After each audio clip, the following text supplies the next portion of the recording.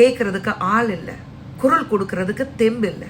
எல்லாத்துக்கும் ஒரு சரியான நேரம் இருக்குன்னு சொல்லுவாங்க. திஸ் இஸ் த டைம், இதுதான் சரியான நேரம். ரீசெண்ட் டைமாக சோஷியல் மீடியா முழுசும் விஜய் த்ரிஷாவை பற்றி விமர்சித்து பேசுகிறவங்க தான் அதிகமாகிட்டே இருக்காங்க. இவ்வளோ நாளாக ரசிகர்கள், தொண்டர்கள் அரசியல் பிரபலங்கள் மட்டுமே பேசிகிட்டு இருந்த நிலையில் நடிகர் நடிகைகள் பலருமே அவங்கள பற்றி ஒப்பீனியன் சொல்ல ஆரம்பிச்சிருந்தாங்க. மீடியா முழுசும் இந்த விஷயம் ரொம்ப பாப்புலர் ஆயிடுச்சு. இந்த வகையில் பிரபல அரசியல் கட்சி தலைவரும் ஆக்ட்ரஸுமான குஷ்பு வெளிப்படையாக விஜய் த்ரிஷா பற்றின விஷயங்களை பேசியிருக்காங்க. அவங்க சொல்லியிருக்க விஷயங்கள் தான் பலருக்கும் ஆச்சரியத்தையும் அதிர்ச்சியும் ஏற்படுத்தியிருக்குன்னு சொல்லணும். விஜயோட தனிப்பட்ட கருத்தை பேசுறதுக்கு எனக்கு விருப்பம் இல்லை, ஆனால் ஒரு குடும்பம்னா அங்கே கருத்து வேறுபாடு இருக்கதான் செய்யும். அதுதான் ஜனநாயகத்தோட அடையாளமாகவும் இருக்கு. மேலும் ஒரு நடிகையை சமூக வலைதளங்களில் ரொம்ப மோசமாக தாக்குறாங்களே, அதை பற்றி என்ன நினைக்கிறீங்க அப்படின்னு கேட்கும்போது, நேற்று கூட த்ரிஷாவை ஏர்போர்ட்டில் வச்சு ட்ரோல் பண்ணிட்டு இருக்காங்க. அவரை தொடர்ந்து பின்னாடி போய்கிட்டே இருக்காங்க. இன்னைக்கு யாராச்சும் தும்முனா கூட அதை வேற யார் மேலேயாவது பழி போட்டுடலான்ற காலம் வந்துருச்சு.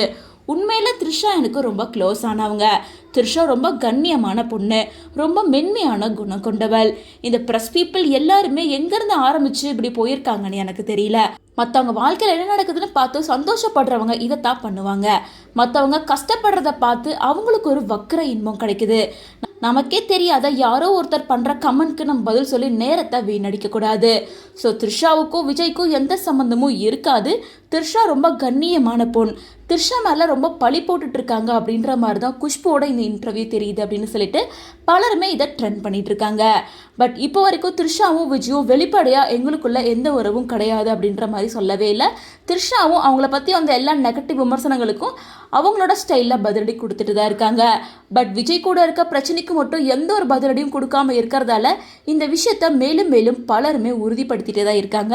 இன்னொரு பக்கம் த்ரிஷாவோட அம்மா விஜய்க்கும் த்ரிஷாவுக்கும் மேரேஜ் ஆகிற மாதிரியான ரீல்ஸ் எல்லாம் ஃபேன்ஸ் கிரியேட் பண்ணுறத லைக் பண்ணிட்டு இருக்காங்க.